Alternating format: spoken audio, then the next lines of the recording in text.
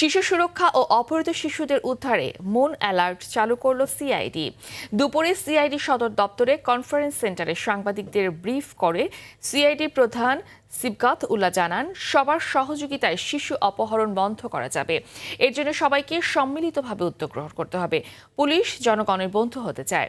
দেশের একটি শিশু যাতে অপহৃত না হয় তার জন্য মুন অ্যালার্ট কার্যকর ভূমিকা রাখবে, যেটির মাধ্যমে সকল স্টক হোল্ডার শিশু সুরক্ষা ও অপহৃত শিশুদের উদ্ধারে অবদান রাখতে পারবে বলে প্রত্যাশা করেন তিনি। এছাড়া সিআইডি মানব পাচার রোধে কাজ করছে।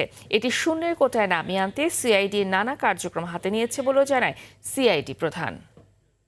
পুলিশের পাশাপাশি আপনারাও আসেন, এটি কিন্তু পুলিশের একার কাজ না। সমাজে যে নষ্ট খেলা, যে কাজগুলো, যে অপরাধ প্রবণতা, যেটা এটাকে সবাই মিলে কিন্তু আমাদের বাংলাদেশ, ওইরকম একটা বাংলাদেশের স্বপ্ন আমাদের দেখতে হবে।